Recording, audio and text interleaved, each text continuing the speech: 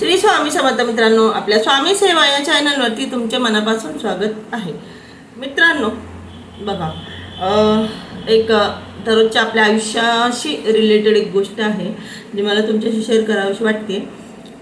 म्हणजे बघा, आपण काय करतो, जर का कधी आपला एखाद्याशी जर वाद झाला, भांडण झालं, वाद झाला, आपले विचार नाही मिळाले, जुळले किंवा समोरच्याचं सहमत नसलं, तर थोडंसं आपल्यामध्ये वादविवाद जर का झाला, तर त्या वादविवादामध्ये समोरच्याने जर का आपल्याला काही बोललं, अर्थातच फुलं तर टाकत नाही अंगावरती, म्हणजे ओरडणं किंवा काही बोलणं वगैरे, टॉन्ट मारणं वगैरे, किंवा कधी कधी तर डायरेक्टली सुद्धा बोललं जातं. तर अशा वेळी आपण पण मनुष्यच आहे, आपण पण शांत बसणारे नसतोच, आपण पण त्याच्या प्रत्येक शब्दाचं उत्तर देण्याची हिंमत ठेवतो.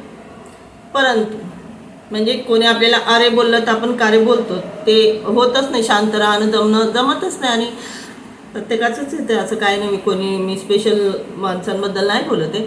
पण या व्यतिरिक्त स्वामींच्या सेवेमध्ये आपल्याला हे शिकायला भेटतं की जर का एखादा तुम्हाला काही वाईट शब्द बोलतोय, भलं बुरं बोलतोय, आता बघा भांडणामध्ये कोणी कोणाच्या अंगावरती फुलं वगैरे तर टाकत नाही, डेफिनेटली भलं बुरंच बोलणार. आणि ते पचवून घेण्याचं इतकं मोठं मन तर आपलं पण नाही, कोणाचंच नसतं.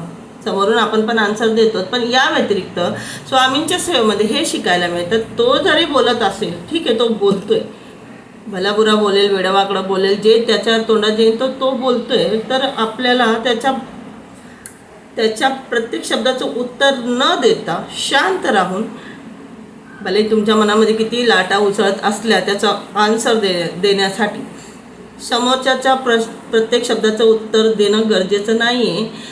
त्या बदल्यात आपण त्याच्यासाठी स्वामींकडे प्रार्थना करा की स्वामी, हा जे काय बोलतोय ना, याला नाही समजत आहे की तो सध्या तो काय बोलतोय किंवा काय करतोय. या उलट त्याच्या सद्बुद्धीसाठी स्वामींकडे प्रार्थना करा की स्वामी प्लीज याला माफ करा, याने जितकं काही बोललंय ना, याला माफ करा.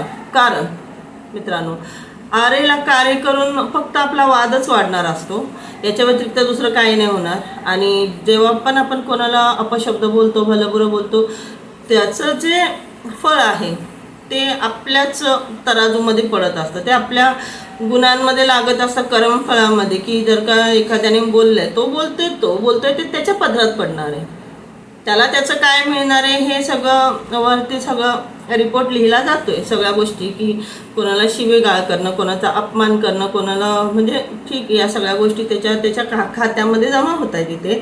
आणि जर आपण पण तेच करतोय, आपण स्वामी सेवक आहोत, आपल्याला स्वामींच्या सेवेत हेच शिकायला भेटतंय की एखाद्याने जर का चुकीचा वागत असेल तर गरजेचं नाही की तुम्ही पण त्याला त्याच्याच पद्धतीने आन्सर द्या, किंवा तुम्ही दुसऱ्या पद्धतीने, पण तुम्ही बसलेत ना बघणारे, स्वामी बसलेत ना, ते बघतील काय करायचं काय नाही करायचं. या उलट तुम्ही समोरच्याची मानसिकता समजून घ्या की हा इतकं सगळं बोलतो, याला नाही माहिती की याचा पुढे काय परिणाम होणार आहे. त्याने आपल्यासाठी कितीही वाईट चितलं, आपलं वाईट होणार नाही.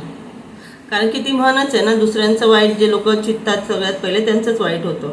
हे फक्त बोलण्यापुरतं नाही आहे. जेव्हा आपण स्वामी सेवेत येतो ना, याच्या प्रत्येक शब्दाचा आपल्याला प्रचिती होते, प्रूफ भेटतात, आपल्याला समोर ह्या गोष्टी दिसतात, आपल्याला त्या समजत असतात. कारण की स्वामी सेवा अतिशय, म्हणजे तिथे ना सेवा तर सेवा, भक्ती तर तुम्ही शिकताच आहे, पण मित्रांनो, ज्ञानाचे इतके पट खुलत असताना आपल्या बुद्धीचे, दररोज एक नवीन गोष्ट तुम्हाला फक्त दिसत नसते, तर ते तुम्हाला खरोखर समजत असतं.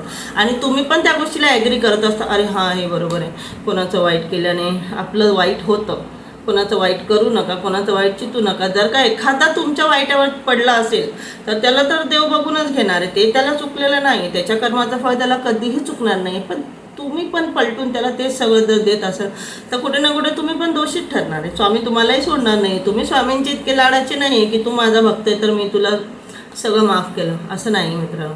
तर स्वामी सांगतात की तो चुकतो, ठीक आहे, त्याला चुकू दे, पण तू माझा सेवक आहे, तर कमीत कमी तुला 4 गोष्टी लक्षात राहिल्या पाहिजेत की ह्या सगळ्या कर्मांची फळं आपल्याला भेटणार आहेत. त्यामुळे एखादा जर तुम्हाला वाईट बोलतोय किंवा अपशब्द बोलतोय, तर त्याचं उत्तर त्याला त्याच्या पद्धतीने द्यायची काहीच गरज नाही. या उलट आपण जर आपल्याला काही पुण्य कर्म मिळवायचं असेल, स्वामींच्या नजरेत आपली खरंच इमेज चांगली ठेवायची असेल, तर आपणच स्वामींजवळ त्याच्यासाठी प्रार्थना करा की स्वामी प्लीज याला सद्बुद्धी द्या, आणि याने जे काही बोललं, जे काही केलं त्याबद्दल पण याला माफ करा. हे सगळं करून कुठे ना कुठे तुम्ही तुमचं आपली जी आपल्या कर्मफळामध्ये आपण 4 चांगल्या गोष्टी ॲड करू, आणि होणार काय पुढे, जे ठरलेलं आहे तेच होणार. त्याने तुमचं कितीही वाईट केलं, कितीही वाईट चितलं, वाईट तुमचं होणार नाही. तर भांडण करणं किंवा वादविवाद करणं किंवा भांडण वगैरे पुढे वाढवणं, यापेक्षा हा विषय इथेच थांबून जाणार. जर का समोरच्याच्या कोणत्याही गोष्टीला तुम्ही रिप्लाय नाही दिला, या व्यतिरिक्त शांत राहणं खूप, म्हणजे भांडण वाढवणं जितकं सोपं नाही आहे, जितकं सोपं आहे, भांडण वाढवणं, विषय वाढवणं जितकं सोपं आहे मित्रांनो, तितकंच शांत राहणं खूप कठीण आहे. याच्यासाठी खूप म्हणजे खूप सहनशीलता लागते. पण मला असं वाटतं हे करून बघावं आपण पण अशा गोष्टी. चला भेटूया पुढच्या व्हिडिओ.